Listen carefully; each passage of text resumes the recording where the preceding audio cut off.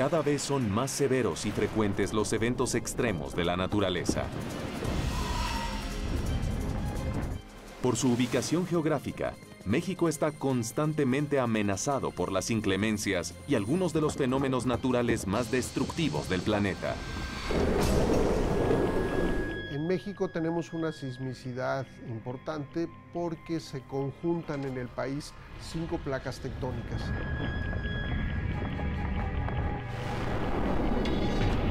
Tenía mucho miedo, tenía mucho pánico porque un huracán no sabía cuánto tiempo iba a durar el viento o el agua, y lo que estaba escuchando pues era muy impresionante, ¿no? A partir de 1985, cada que se mueve el piso yo corro. La mayor parte de esos fenómenos no los podemos evitar, pero sí podemos pronosticarlos y sí podemos tomar medidas que permiten minimizar los efectos negativos.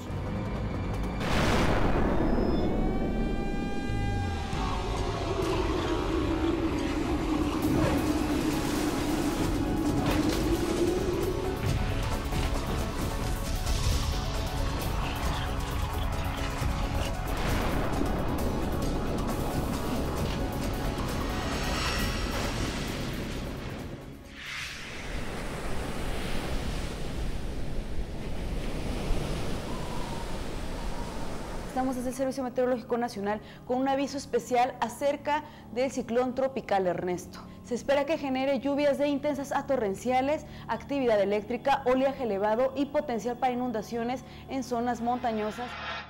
El 7 de agosto de 2012, Ernesto, un huracán de categoría 1, toca tierra en el poblado de Manuahual, en la península de Yucatán, cerca de Cancún. Con vientos de hasta 140 kilómetros por hora, Ernesto es el ciclón más fuerte de esta temporada. Cobra la vida de 12 personas y ocasiona grandes daños materiales.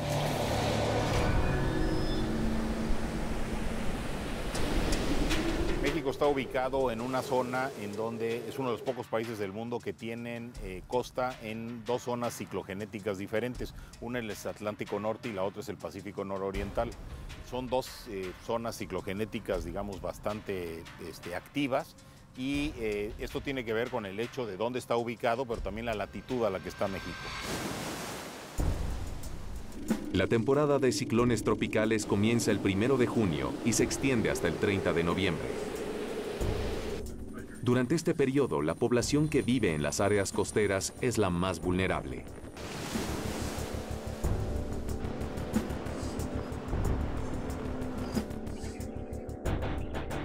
Los fenómenos naturales que golpean con mayor intensidad al territorio mexicano, sin duda alguna, son los huracanes.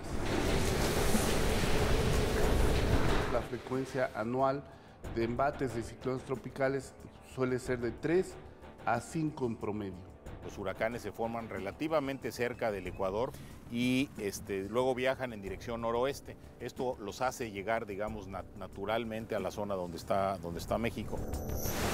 Los rayos solares del Ecuador calientan el agua, haciendo que el aire húmedo aumente su temperatura, se expanda y se eleve hasta crear un área de menor presión.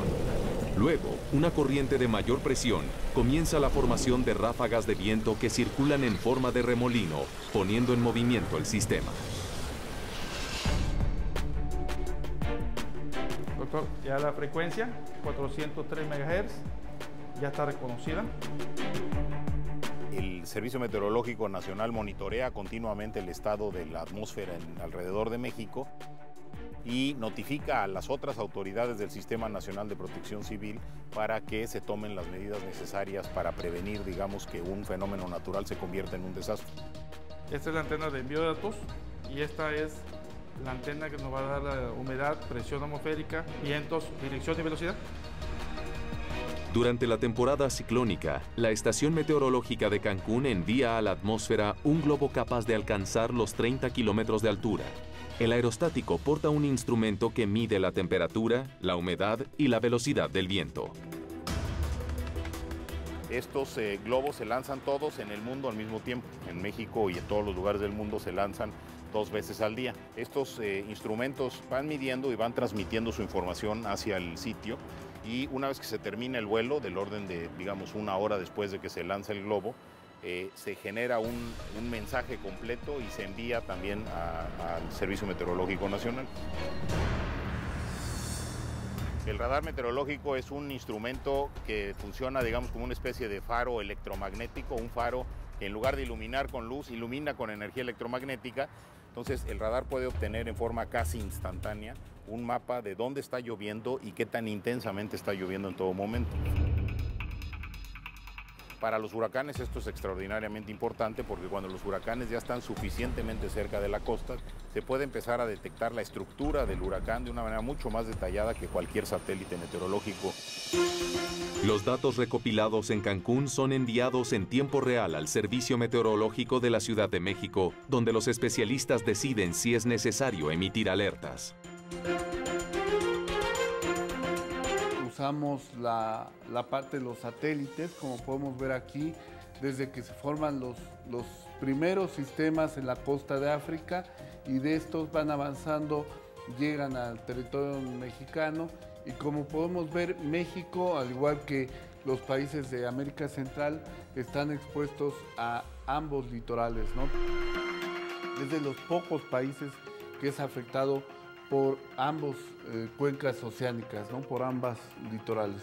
En general, los ciclones tropicales que afectan a nuestro territorio en la mayor frecuencia son las denominadas tormentas tropicales, y los huracanes de mayor magnitud, los categorías 3, 4 y 5, tienen mayor frecuencia en la zona del Caribe, es decir, toda la Riviera Maya, península de Yucatán y también hacia la zona del Golfo de México.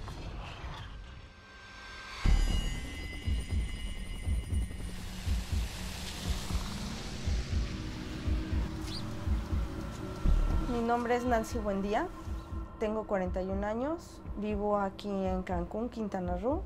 Yo llegué aquí a Cancún como a los 22 años, conocí al papá de mis hijos, nos casamos, nos fuimos a Monterrey a vivir, pero quisimos regresar a Cancún.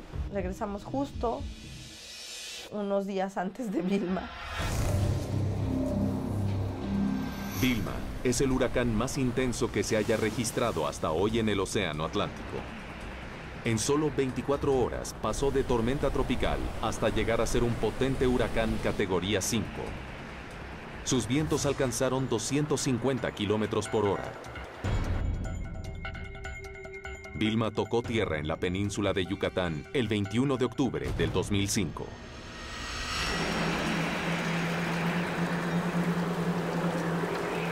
Cuando viene un huracán, siempre en el radio y en la televisión te están bombardeando cada 5 minutos con muchas alertas que tomaran sus precauciones que yo no tomé. Esta es una de las ventanas, tenemos 4 o 5, que se tuvieron que cerrar ese día porque, bueno, venían vientos fuertes, se cierra, se tapa con maderas. O sea, Protección Civil te da instrucciones y todo, precisamente para que no circule el aire y para que no vaya a volar un cristal. Lo que tiene que hacer la gente o lo sella con cinta canela en forma de cruz, o los tapas definitivamente todo con una madera. Pegando la última madera en la casa, se fue la luz. Se oían zumbidos de aire muy fuerte, y empezaba ya así como que los árboles se hacían de un lado al otro. Mi peor miedo era que entrara agua a la casa, ¿no? Que estaba yo con mis 2 pequeños y que entrara agua. Los vientos eran de película, o sea, solamente en las películas yo había escuchado algo así. Tenía mucho miedo, tenía mucho pánico porque un huracán no sabía cuánto tiempo iba a durar el viento o el agua, y lo que estaba escuchando pues era muy impresionante, ¿no? Toda la casa sellada con maderas y sin luz. Imagínate que hacía demasiado calor. Y bueno, ahí fue cuando me empezó a entrar a mí un pánico muy fuerte, porque decía, bueno, ¿cuánto tiempo vamos a estar encerrados? Yo me la pasé toda la madrugada escuchando el terror que había afuera.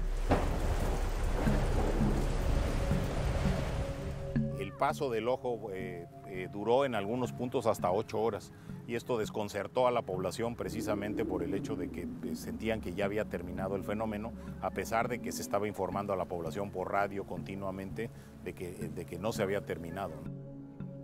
Esto es poco común. Normalmente el paso de un ojo de un huracán toma del orden de 2 horas o alguna cosa de ese tipo.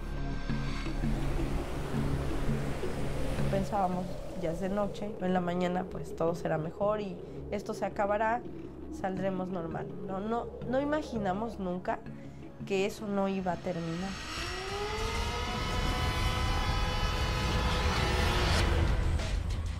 Para el tercer día ya se nos había terminado la comida. No teníamos muchos botes de agua. Los niños estaban llorando. Me sentí culpable de tener a mi familia aquí con hambre, porque a lo mejor pudimos haber comprado un poco más de cosas.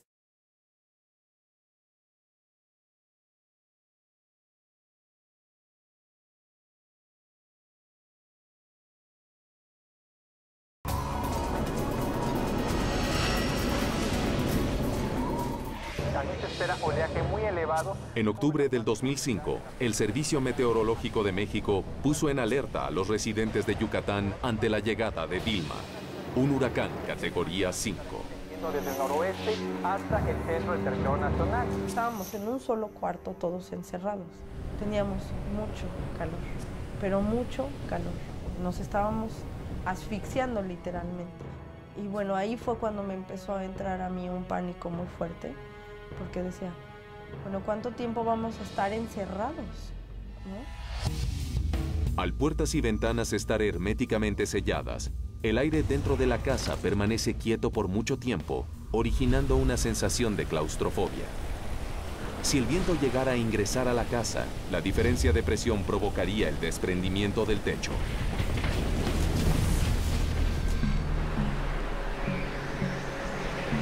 En el segundo día, que fue cuando estaba el ojo del huracán aproximadamente, salimos hasta acá, precisamente para asomarnos y ver toda la calle, todo lo que era de aquel lado, exactamente, y todo esto estaba inundado.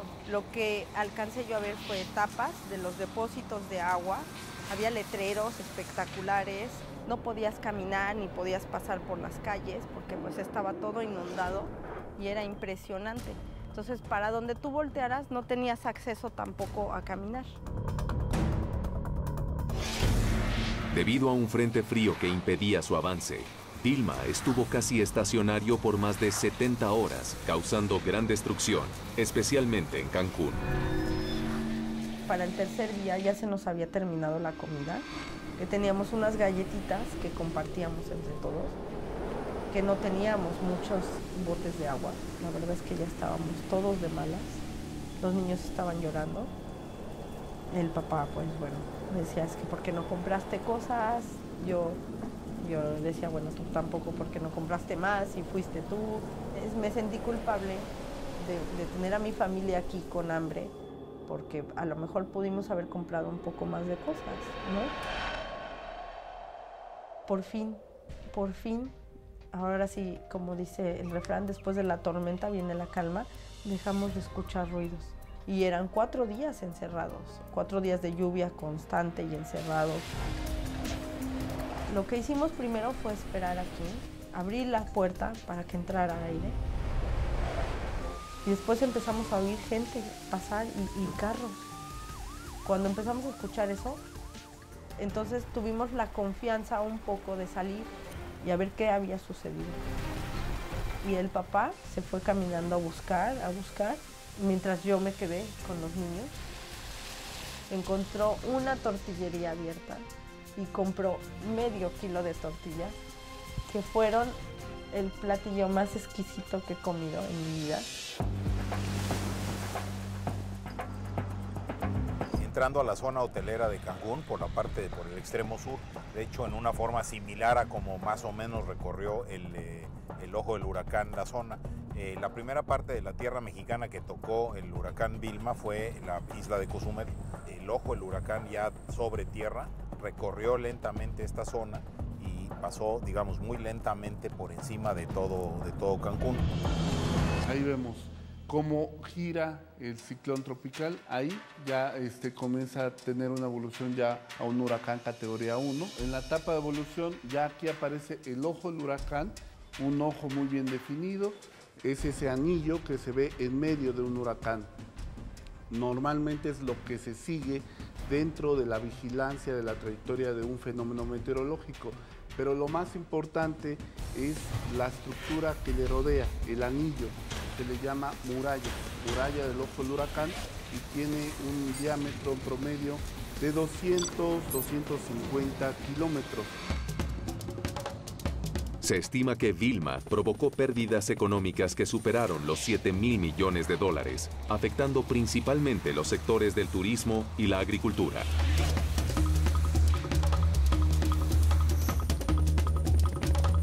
La concentración de riqueza en la zona hotelera es muy grande y en ese sentido la zona hotelera siempre, digamos, sufre daños muy fuertes, con la diferencia de que en la zona hotelera esos daños están generalmente asegurados.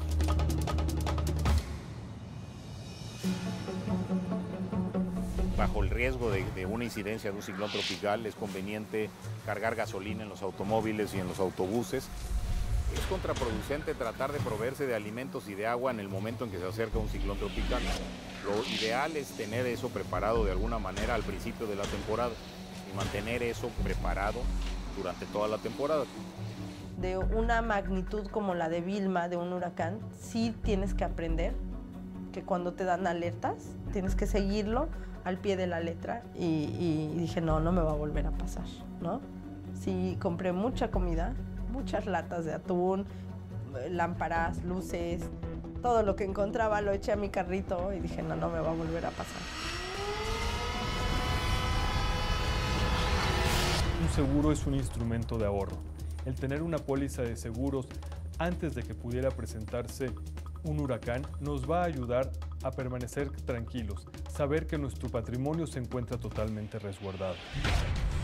En México tenemos cerca de 3.000 volcanes. Tenemos uno muy cercano a la Ciudad de México, conocido como volcán Popocatépetl.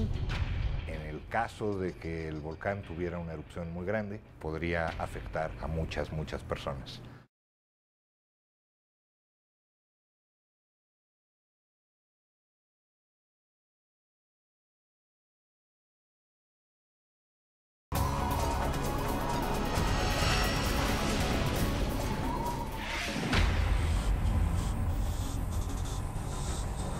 Los volcanes constituyen otra amenaza en algunas regiones de México.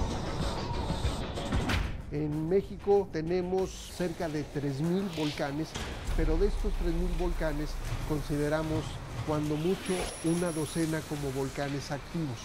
De los volcanes principales tenemos uno muy cercano a la Ciudad de México, conocido como volcán Popocatépetl. Es un volcán alto, tiene 5.400 metros de altura, es un cráter muy grande, es caracterizado por producir lava que se queda dentro del interior del cráter.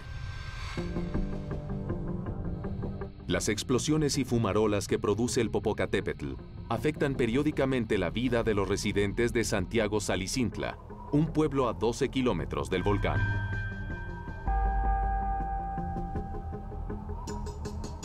Mi nombre es Juan Merino de los Santos, nací en el 51 aquí en Santiago Salicintla, donde estamos, y aquí he vivido toda mi vida.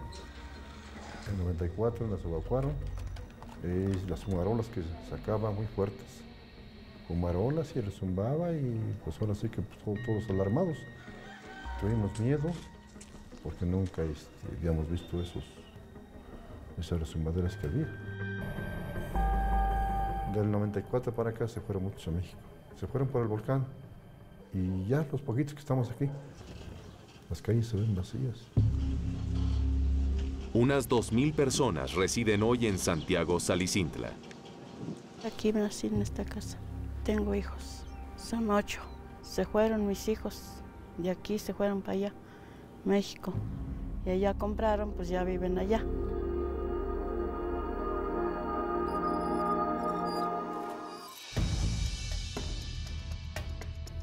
Un volcán es en cualquier lugar a través de una grieta o un agujero donde sale material lava del interior de la Tierra, lava, gases, fragmentos rocosos que se van acumulando alrededor de ese agujero, de esa boca, y forman propiamente lo que es el edificio volcánico.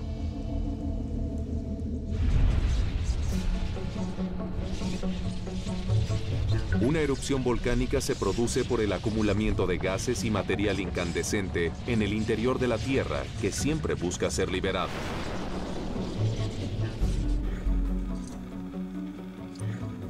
En la estación Tlamacas se mide la actividad volcánica y sísmica del Popocatépetl.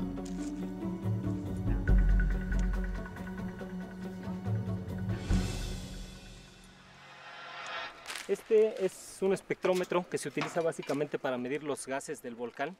Principalmente la especie de gas en la que se concentra es el dióxido de azufre y digamos que es directamente proporcional a la actividad magmática en la cámara interior.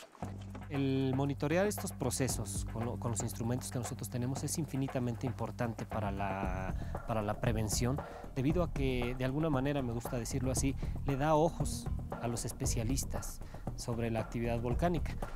Vamos a subir a hacer algunas modificaciones en la orientación de la antena, con la cual transmitimos la señal del equipo hacia el Centro Nacional de Prevención de Desastres. Los sistemas están instalados para que trabajen en tiempo real, para que trabajen de manera continua y transmitan la información al CENAPRED, que es el centro donde se colectan los datos, y allá puedan ser interpretados. El Centro Nacional de Prevención de Desastres, CENAPRED, se encuentra en la Ciudad de México y tiene como misión prevenir y alertar a la población sobre los peligros inminentes de fenómenos naturales, como una posible erupción volcánica del Popocatépetl.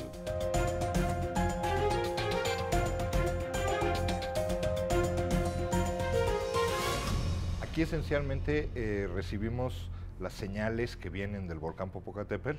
Aquí es donde se reciben, y en todas estas máquinas que están aquí atrás es donde hacemos el análisis de estas señales.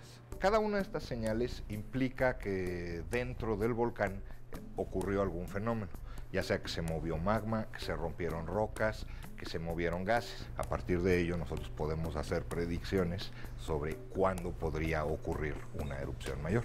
En un radio de 100 kilómetros alrededor del volcán viven 25 millones de personas.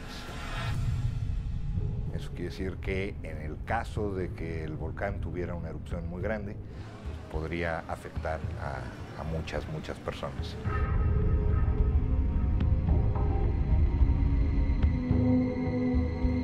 Hace 3 meses empezó a hacer un poco de exhalación, un poquito más fuerte, se oía como turbinas, se dieron algunas cuestiones de irritación de los ojos, enfermedades estomacales. Las cenizas pues sí dañaba los ojos, la cara, y sí nos afectaba.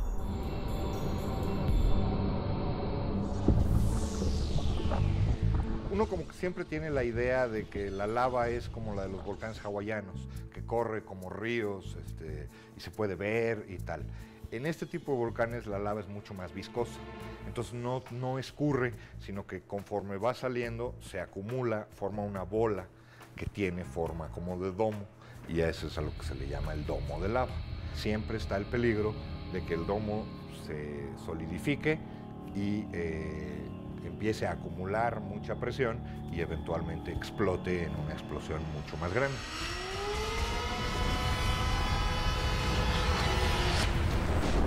En este momento acaba de tener una exhalación, que también podemos ver aquí cómo está saliendo el gas.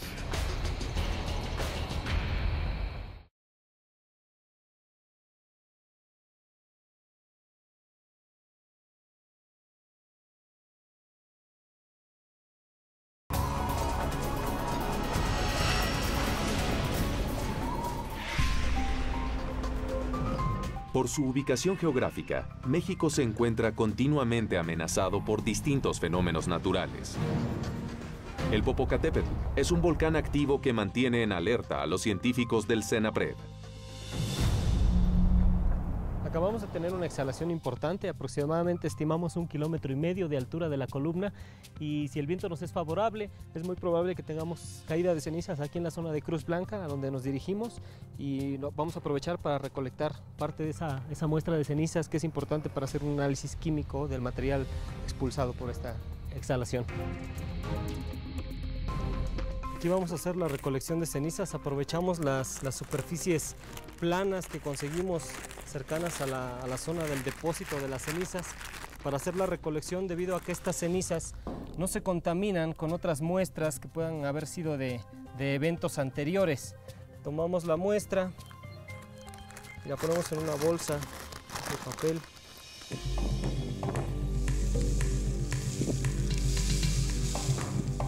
Con lo cual este volumen es suficiente para realizar un análisis.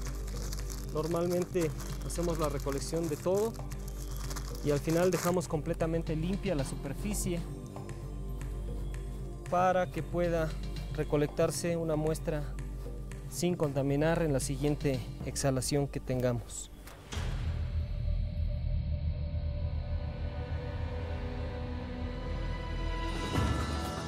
La última erupción del Popocatépetl ocurrió en el año 2000.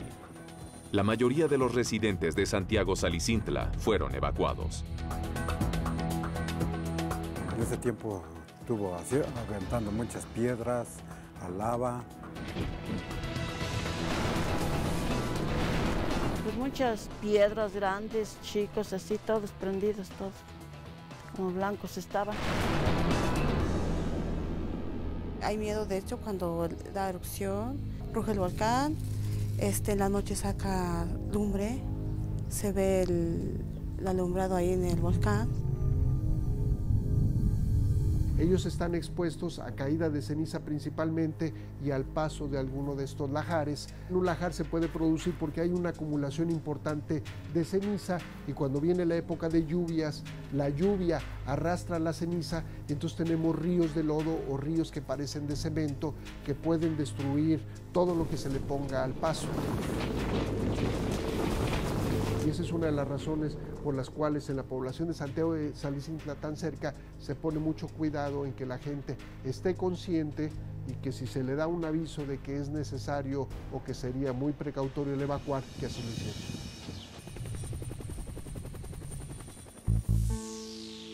En el CENAPRED, los especialistas analizan la reciente actividad del volcán. Esta es la actividad que tuvo anoche. Sí se ve la incandescencia, ¿verdad? Yo creo que sí tiene cenizas. Ahí se observan los fragmentos incandescentes. Esto fue a las 2:38. El domo está ahí y está creciendo. Si no, no tendríamos esta incandescencia. El domo sigue creciendo. De llegarse a producir una gran erupción, los flujos de material volcánico bajarían a alta velocidad por las barrancas, destruyendo todo a su paso y prácticamente arrasando el pueblo de Santiago Salicintla en cuestión de minutos. Este es el semáforo de alerta volcánica, desarrollado específicamente para el volcán Popocatépetl. Se divide en 3 colores: verde, que representa la normalidad; amarillo, que hay que estar alerta; y el rojo, que ya quiere decir que hay que hacer la evacuación.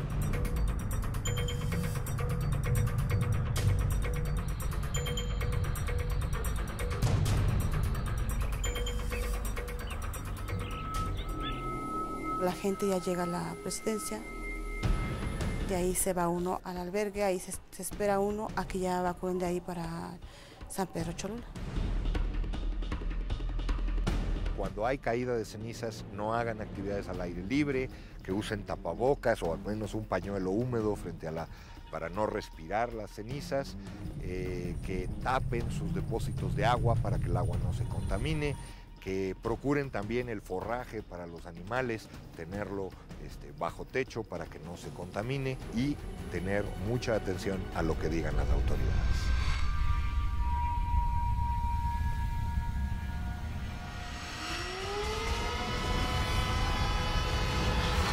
Las campanas de las iglesias indicarán el momento en cual deberíamos estar abandonando el territorio.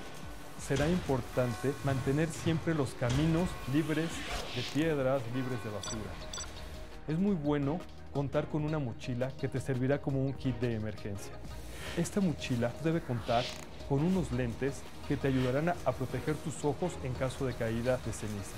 No olvides poner también comida enlatada, guardar alguna copia de tus documentos en un folder, estar totalmente comunicado con un radio de baterías y no olvidar contar con un repuesto también de baterías. Cuando viene un sismo, se mueve el terreno y el edificio trata de seguir el movimiento del terreno y esto puede provocar que estos comiencen a colapsarse. Se hizo así, se volvió a regresar y se volvió a doblar y así quedó. El 19 de septiembre del año de 1985 se presentó un sismo de magnitud 8.1. Yo esperaba en todo momento que llegara un ángel y me dijera, este es el cielo, ¿no?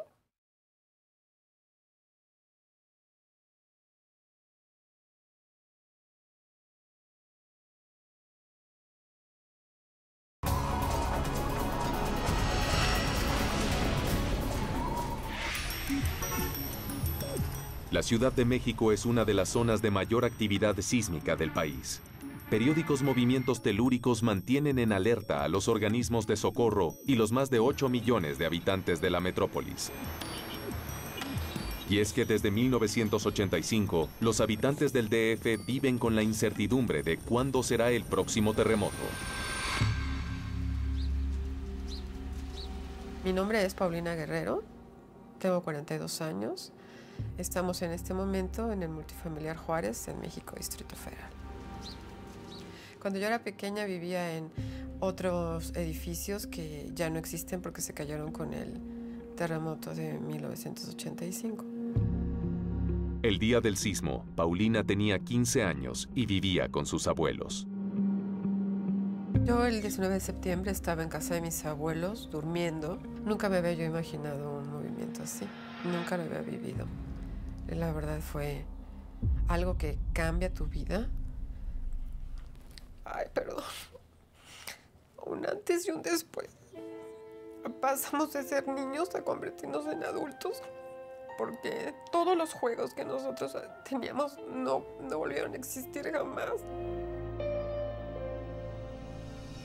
El 19 de septiembre del año de 1985 se presentó un sismo de magnitud 8.1 a las 7:15 de la mañana.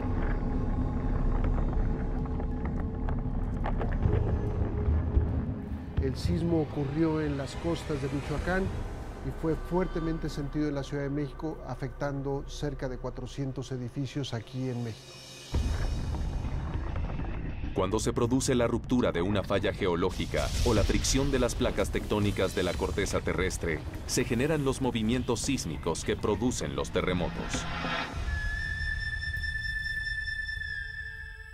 Comienza el rugido cuando el movimiento se incrementa. En ese momento se abrieron las paredes de todos los departamentos a todo lo largo.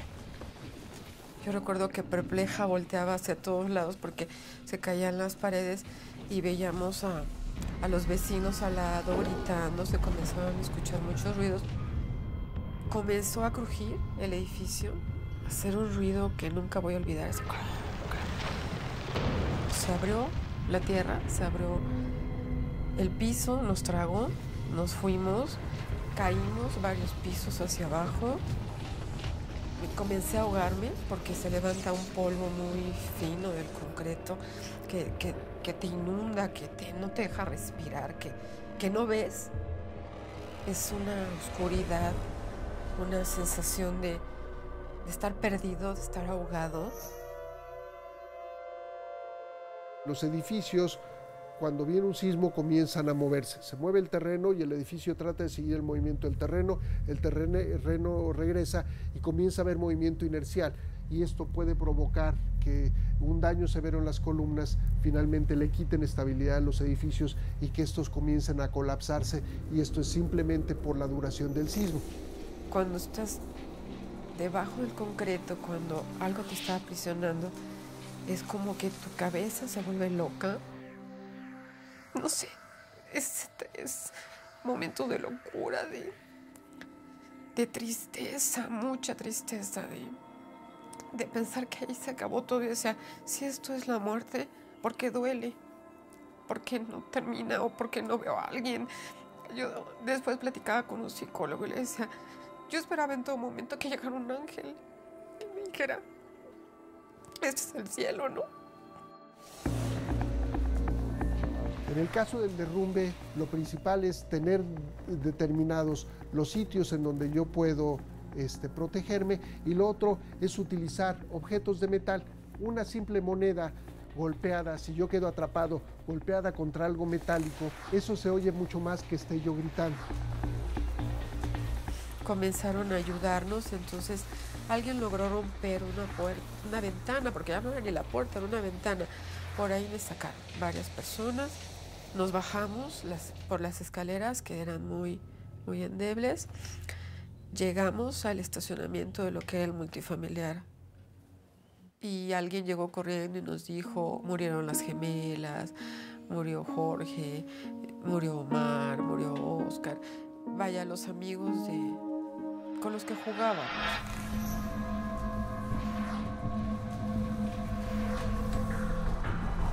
Cerca de donde vivía Paulina se encontraba un edificio emblemático de la ciudad, el Nuevo León, en la colonia Tlatelolco. Yo vivía en el edificio Nuevo León con mi familia, mi mujer y 7 hijos. Salía a las 6 de la mañana a trabajar y mi mujer se fue a las 7:10. Sí, vi todo, pero nunca creí yo que se iba a caer el edificio. Nunca, pues dijo, ahorita pasa, ahorita pasa. Es la esperanza de uno, ¿no? Ahorita pasa, ahorita pasa. Pues no pasó.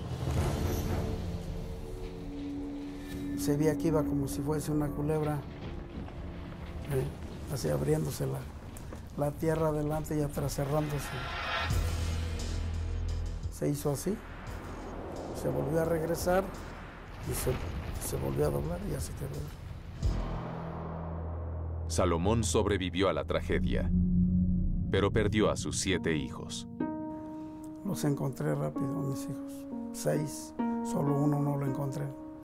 Ricardo fue el que no encontré. Desgraciadamente en ese entonces estaba yo muy bien de todo. De juventud, dinero, todo teníamos. Y pero vino el temblor y pues se acabó todo. 7 hijos. Todos están muertos. Solamente hay que mandarlos a Dios.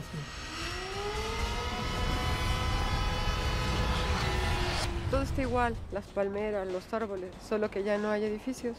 Son muchos años los que han pasado. Y a veces me pregunto, ¿cuánto? Para que uno pueda vivir sin miedo.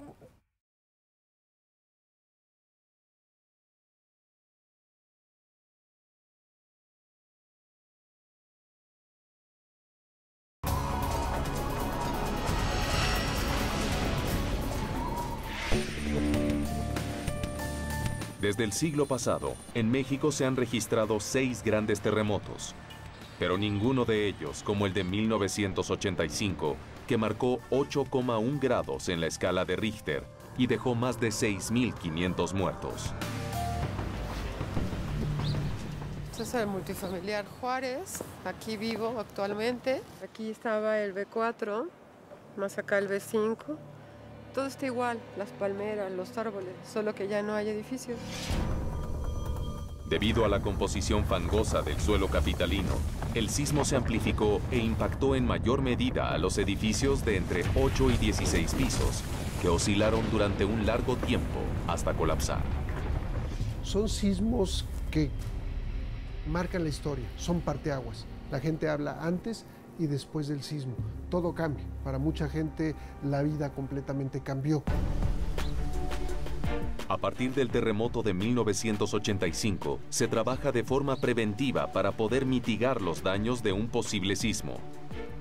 A lo largo de todo México se encuentran diversas estaciones sismológicas que envían datos al laboratorio de la UNAM. Con la finalidad de diseñar edificaciones que soporten los movimientos sísmicos en el futuro, en la UNAM se utiliza una mesa vibratoria.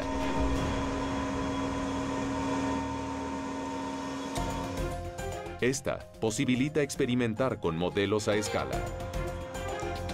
Lo que vamos a hacer es introducir un movimiento a la mesa que se conoce como barrido de frecuencias. Vamos a empezar de una frecuencia de 0.6 Hz hasta 10, con un cambio de frecuencia de 2 octavas por minuto. La intención de esto es ver la frecuencia fundamental de cada uno de los modelos que tenemos sobre la plataforma. Ahorita tenemos una frecuencia de inicio que es de 0.6 y va a ir cambiando y nosotros vamos a ver el movimiento de los modelos. Cuando la frecuencia del movimiento de la plataforma se iguala a la frecuencia del movimiento del modelo, es lo que conocemos como resonancia. Entrar en resonancia quiere decir que literalmente ya por sí mismo el edificio va a estar vibrando. ¿Qué es lo que queremos hacer? Que al contrario, cuando comienza a vibrar de esa manera, el edificio trate de moverse lo menos posible en el sismo para evitar daños.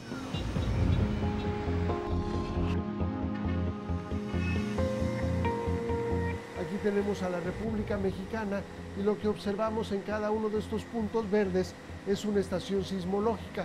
Esta es la brecha de Guerrero que va desde Acapulco hasta la parte de Ixtapas y Guatanejo y como pueden ver, estos son los 300 kilómetros de distancia que tenemos entre ellas. Entre 1899 y 1911 ocurrieron 4 sismos importantes en esta región de la brecha sísmica de Guerrero y lo que hemos visto en el pasado es que esos sismos provocan daños a las regiones cercanas, pero que también provocan daños importantes en la Ciudad de México.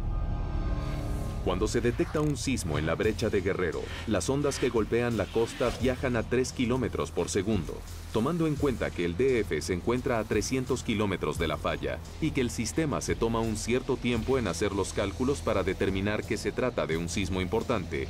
Esto le da a los científicos solamente 50 segundos para emitir una alerta. Uno dice 50 segundos de anticipación es un tiempo muy corto. Es un tiempo, sí, muy corto si no sabemos qué hacer. Pero es un tiempo crítico y podemos salvar inclusive la vida si hemos hecho simulacros, si nos hemos preparado, si tenemos muy claro qué hacemos con cada uno de esos 50 segundos.